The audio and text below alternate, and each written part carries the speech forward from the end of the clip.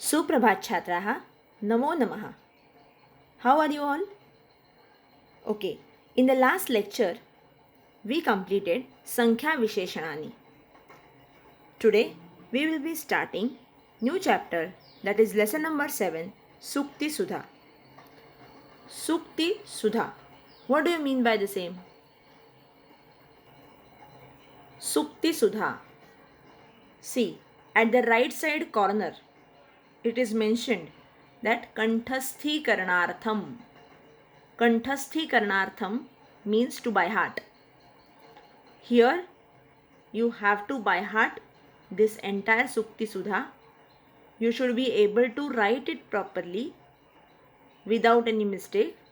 So try to make a habit that you should speak, you should say this loudly so that you will understand the pronunciation, and after that please try to write.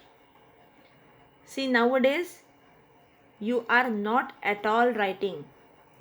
You are not at all making it a habit of writing. And for Sanskrit, it is very important to write. It's a language. You should be able to write it without any mistake. So, please do this needful. You have to first by heart the same, and then you have to write this Pathaha. Now see the things mentioned in the green part, which is introductory part. Let's start. I hope everybody is attentive and everybody is with their pen, pencil, eraser and notebook. Anything which I am giving you which you feel it was a difficult word, then please write it down besides that word. So whenever you will learn on yourself, when you will do self-study, it will be helpful for you. Okay, so let's start. Sanskrit भाषा सुभाषितैः समालंकृता खलु. सुभाषितैः ही वापरली आहे तृतीया. देवहा, देवौ देवाहा, देवम देवौ देवान आणि देवैः तृतीया. देवैः बहुवचन तृतीया. देव अकारांत पुल्लिंगी शब्दाचे. सो सुभाषितम. सुभाषितम नपुसकलिंग आहे, पण ते देवसारखं चालतं तृतीयेपासून, म्हणून सुभाषितैः म्हणजे विथ तृतीया वापरली आहे. तृतीया केव्हा वापरली जाते? विथ विदाऊट असेल तेव्हा. मग आता इथे काय सांगितलं आहे? संस्कृत भाषेमध्ये सुभाषित असल्यामुळे, सुभाषित हे काय आहे? अलंकार आहे संस्कृत भाषेचा. सुभाषितामुळे संस्कृत भाषा अलंकृत झालेली आहे. That means Subhashit is a beauty of Sanskrit language. सुभाषितेभ्यः उद्धृताः नैकविधाः संस्कृतसूक्तयः न केवलं संस्कृते अपितु अन्यभाषास्वपि मार्मिकतया उत्स्फूर्ततया च उपयुक्ताः दृश्यन्ते. खूप कामाची गोष्ट आहे, खूप महत्त्वाची गोष्ट आहे. बघा, सुभाषित जी संस्कृतमध्ये असतात, नैकविधाः संस्कृत सुक्तयः म्हणजे सुभाषित, संस्कृत सुभाषित वेगवेगळ्या प्रकारची, ही केवळ संस्कृत लँग्वेजमध्येच वापरली जातात असं नाही.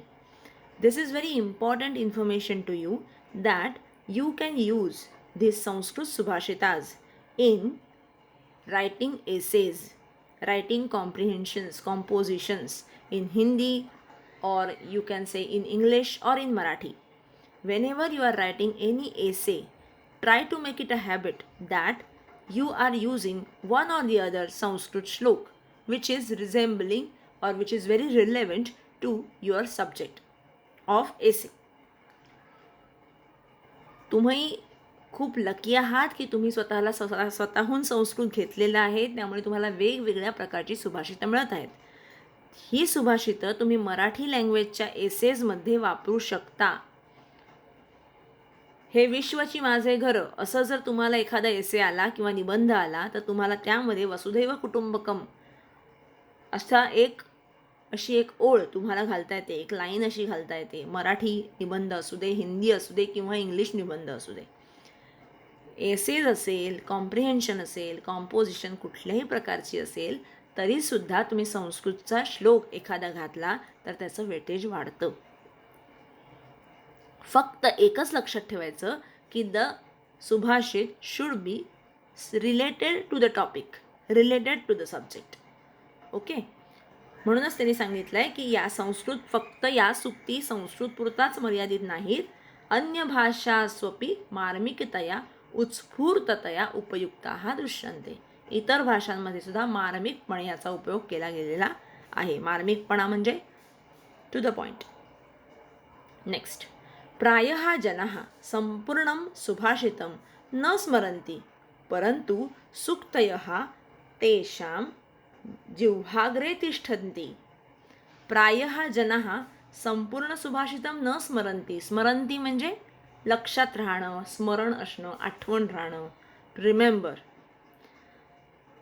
In general, people do not remember the entire Subhashit, but whatever the gist, whatever the remarkable lines of the Subhashit are always at their tip of tongue.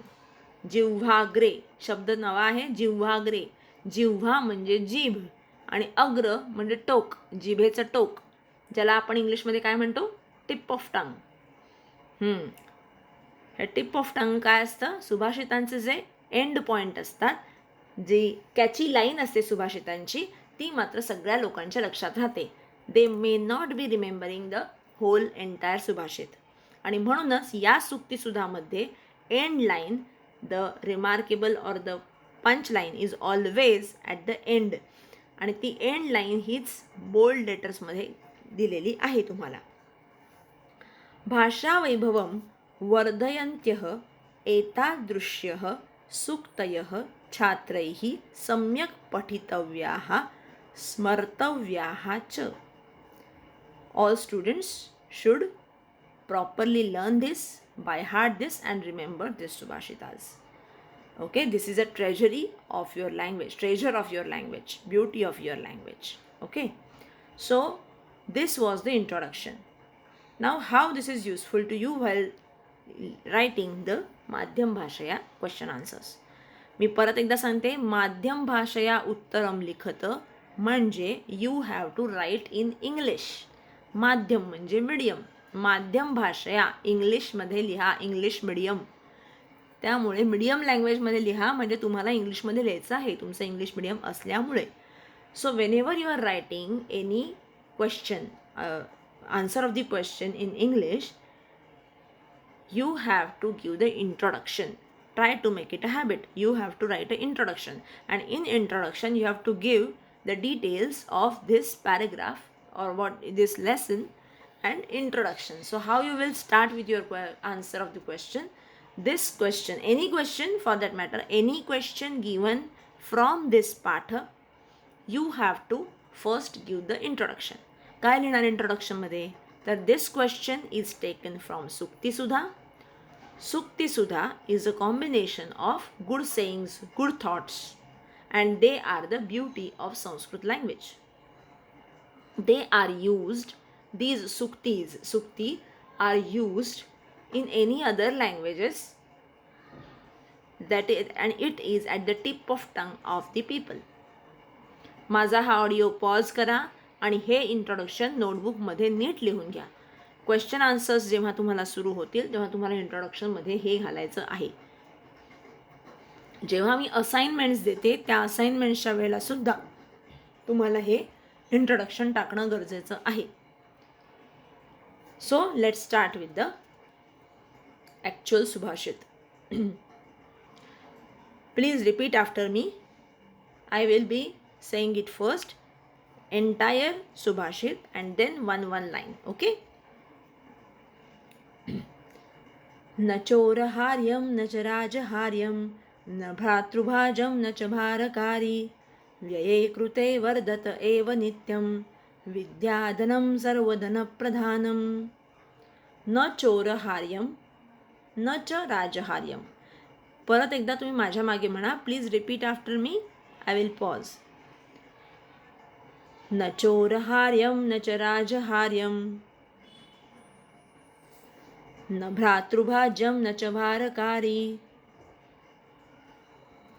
व्यये कृते वर्धत एव नित्यं विद्याधनं सर्वधनप्रधानम्. Now see the Anvay of the same. विद्याधनं चौर्यहार्यं न अस्ति, राजहार्यं न, भ्रातृभाज्यं न, भारकारी अपि न अस्ति. व्यये कृते अपि वर्धत, नित्यं वर्धते एव, सत्यमेव विद्याधनं सर्वधनाप्रधानम अस्ति.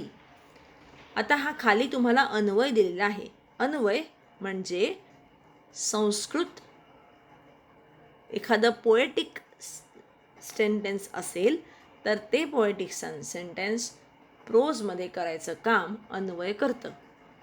Anvay is a sentence. गद्य भागामध्ये, गद्य पार्टमध्ये सेंटेन्स दिलेलं असतं संस्कृतमध्ये, ज्याचं जे ओरिजिनल पद्य असतं त्याचा गद्यांश केलेला असतो तुम्हाला नीट समजण्यासाठी. आता जो भाग बोल्ड आहे तो पहिल्यांदा बघा. विद्याधनम सर्वधन प्रधानम. विद्याधनम हा समास आहे. विद्या एव धनम. विद्या हेच धन आहे. सर्वधन प्रधानम. विद्या हेच धन आहे जे सर्व धनांमध्ये प्रधान म्हणजे प्रिन्सिपल म्हणजे इम्पॉर्टंट आहे. धन म्हणजे wealth. So knowledge is a big treasure. Knowledge itself is a treasure, and this treasure is the supreme importance out of all other treasures. Out of all other treasures. Other treasures कुठले असतात बरं मला जरा सांगा. Treasure, धन, wealth. पैसा हे एकच वेल्थ आहे का? सांगा बरं. आणखी कुठल्या प्रकारचं धन आपण विचारात घेतोय याच्यामध्ये? सर्व धन प्रधानम. सर्व धनांमध्ये प्रधान आहे, प्राईम आहे, प्राईम इम्पॉर्टन्स आहे. म्हणजे काय सांगा बरं. विचार करा. धन हे केवळ, धन म्हणजे आपण काय पहिला विचार करतो? पैसा, बरोबर? सोनं, नाणं, पैसा, संपत्ती सगळी, बरोबर? Even we say it as health is wealth, right? So health is also one of the good wealth. आणि आता ह्यांनी सांगितलं knowledge is also wealth. So knowledge is a wealth which is having supreme importance out of all other type of wealth. This is a catchy line. This is a punch line. This is a important line in this shlok. त्यासाठी त्यांनी वर त्याचं importance तुम्हाला समजावून सांगितलं आहे, explain करून सांगितलं आहे. कसं काय तर बघा. न चोरहार्यम. चोरचा अर्थ कळतो, करेक्ट? थिफ. चोर चोरून नेऊ शकत नाही. हार्य हरणं म्हणजे टू सुख करता दुःख हरता. हरता म्हणजे हरण करणं. हरण म्हणजे निघून काढून टाकणं. चोर चोरी करून घेऊन नेऊ शकत नाही. राजहार्यम. राजा सुद्धा आपल्याकडनं हिसकावून घेऊ शकत नाही. भ्रातृभाज्यम मीन्स बांधव. भ्रातृ म्हणजे बंधुजन, रिलेटिव्ह, बांधव. ते या धनाचं विभाजन, डिव्हिजन करू शकत नाही आणि त्याचा भार होऊ शकत नाही. म्हणजे काय बरं सांगा बरं याचा अर्थ. बघा कुठलंही वेल्थ असेल ना, फॉर एक्झाम्पल सोनं, नाणं, चांदी, हे मटेरियल वेल्थ आहे, बरोबर आहे? मग मटेरियल वेल्थ ही चोर चोरून नेऊ शकतो, करेक्ट?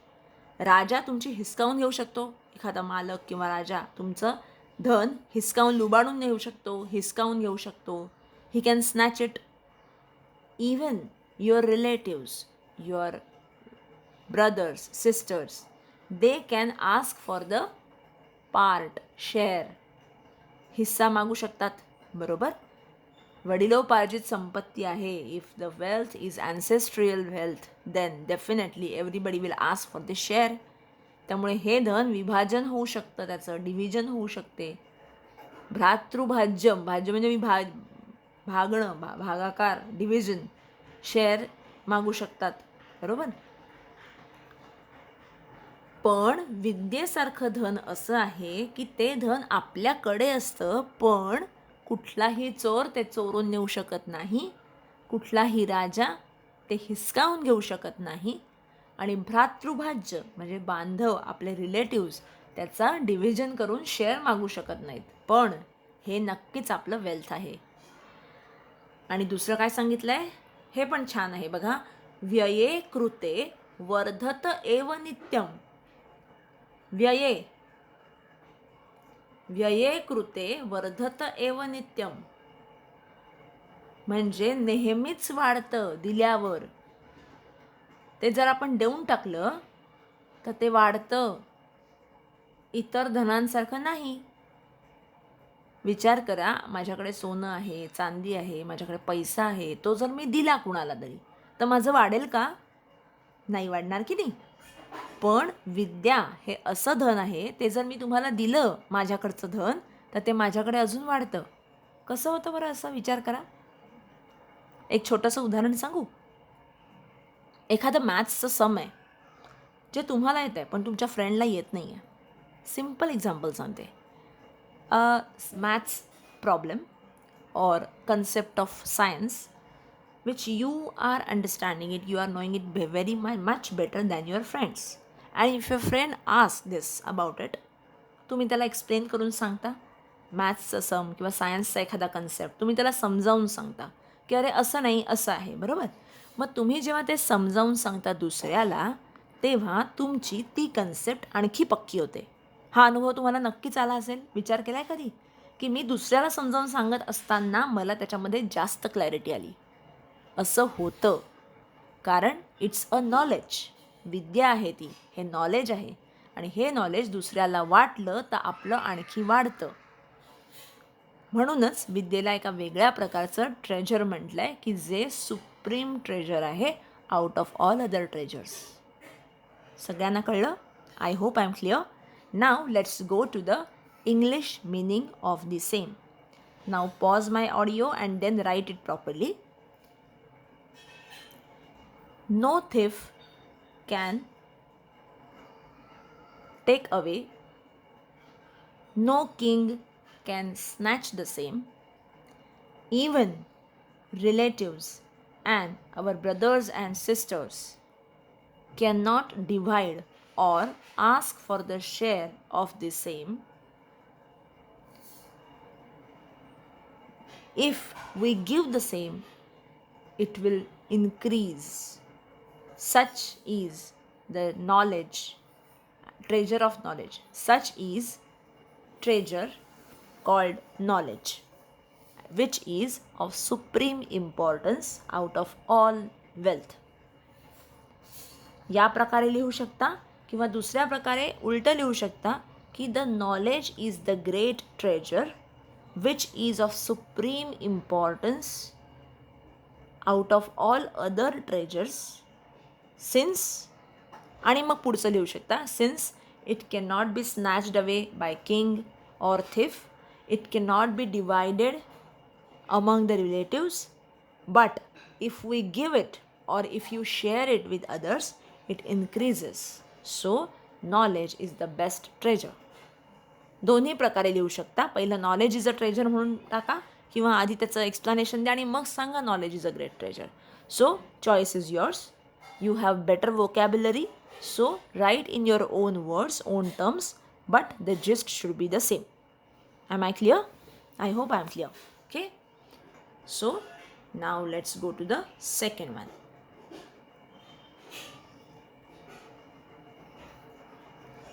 अयम निजहा परो वेति गणना लघुचेतसाम् उदारचरितानां तु वसुधैव कुटुंबकम्. परत एकदा म्हणते, प्लीज रिपीट आफ्टर मी. अयम निजहा परो वेति गणना लघुचेतसाम् उदारचरितानां तु वसुधैव कुटुंबकम्. एकदा परत म्हणा. अयम निजहा परो वेति गणना लघुचेतसाम् उदारचरितानां तु वसुधैव कुटुंबकम्.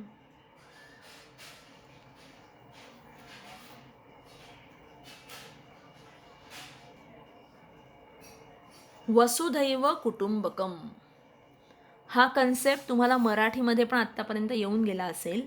वसुधैव कुटुंबकम, कुटुंब म्हणजे फॅमिली, वसुधा म्हणजे पृथ्वी, होल वर्ल्ड, पृथ्वी, whole world is one family, one world one family, one world one family.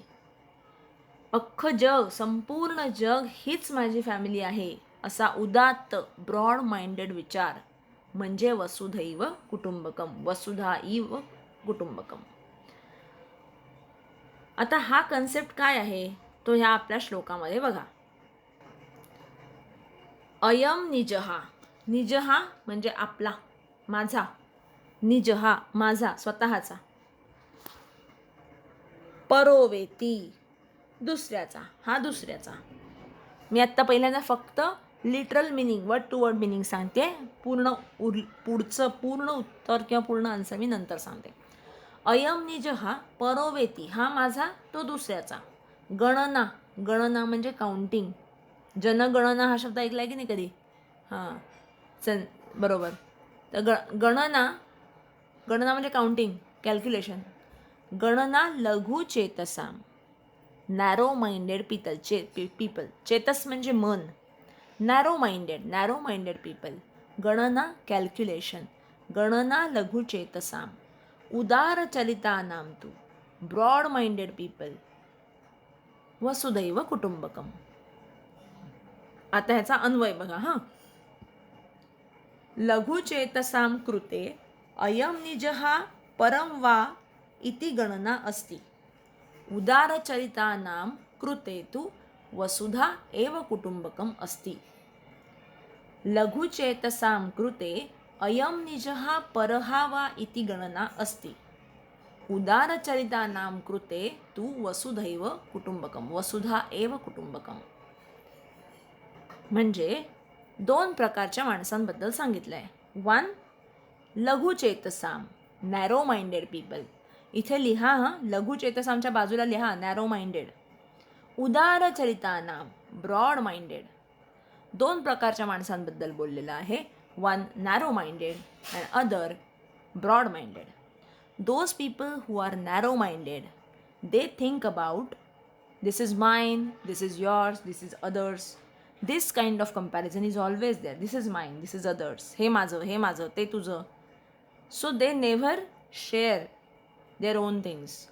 They never share. They never think that everybody is mine. No. But broad-minded people always think that entire world, the whole world is their family. And on the contrary, narrow-minded people, they do not consider entire world as their family, but their thinking is very narrow. They feel this is mine, this is mine, this is not mine, this is yours. So in every aspect, everything, they think about, is this mine, is this yours.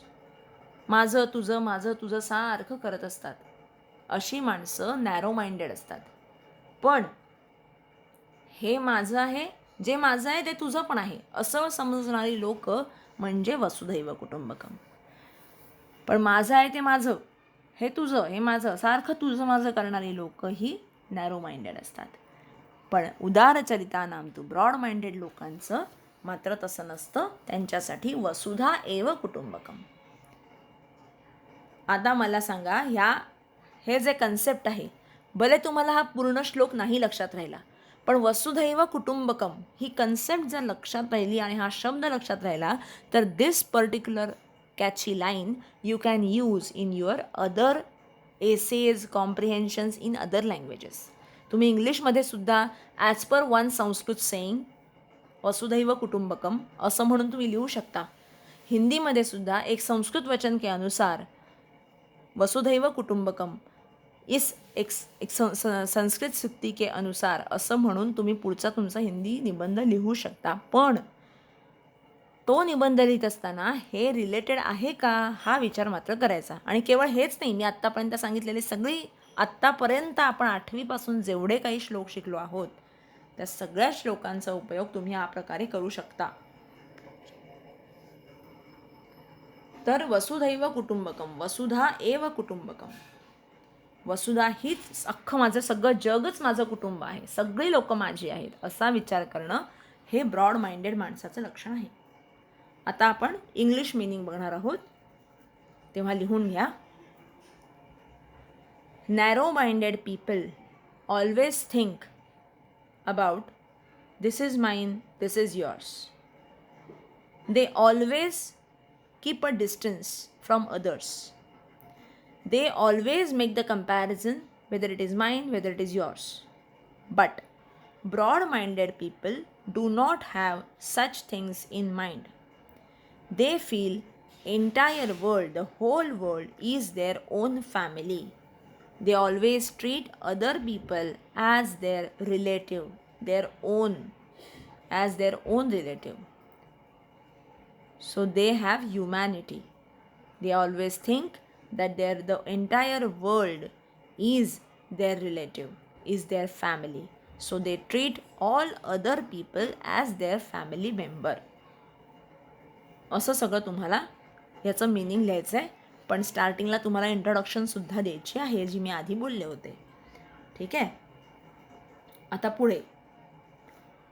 परोपकाराय फलन्ति वृक्षः, परोपकाराय वहन्ति नद्यः, परोपकाराय दुहन्ति गावः, परोपकारार्थमिदं शरीरम.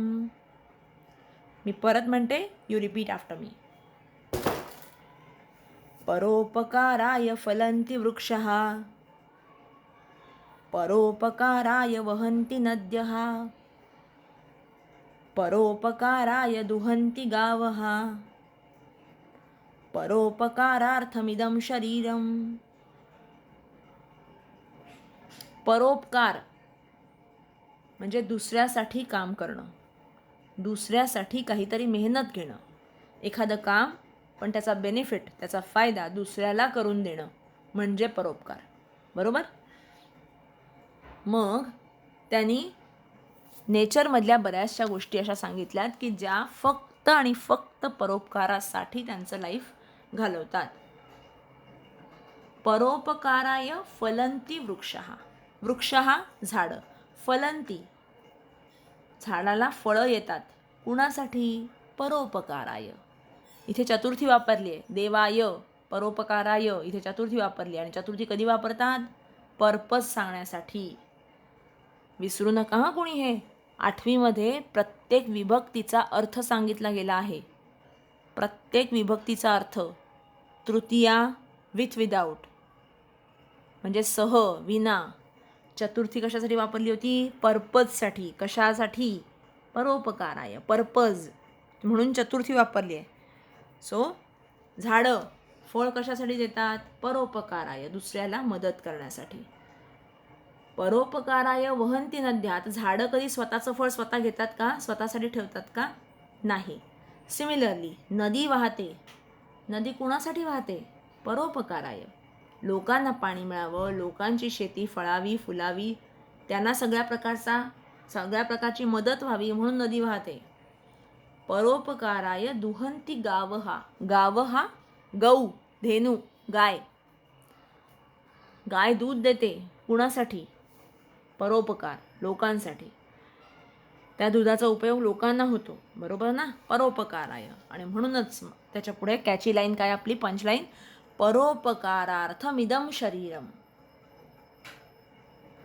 परोपकारासाठी हे शरीर आहे. परोपकारार्थम इदम. परोपकारार्थम इदम हा संधी आहे. हा संधी लिहून घ्या. परोपकारार्थम इदम. हा अन्वय पण आपण वाचूया. वृक्षाः परोपकाराय फलन्ति. परोपकारासाठी वृक्षांना फळं येतात. नद्यः परोपकाराय वहन्ति. River flows for helping others. Gavaha paropakaraaya duhanti. Cows give milk for others. Idam shariram paropakaraartham eva asti. The way river, cow, trees use their things for others and not for themselves. Similarly, God has gifted us best body, and that body should be used for others, for helping others, for somebody's help. We should not use everything for us. You should favor others, you should help others. Similar way of trees, then river and cow. Students, we will stop here. We will continue this particular lesson in the next lecture. Okay? Till that time, stay safe, stay blessed. Thank you. Namo Namaha. Dhanyavadaha.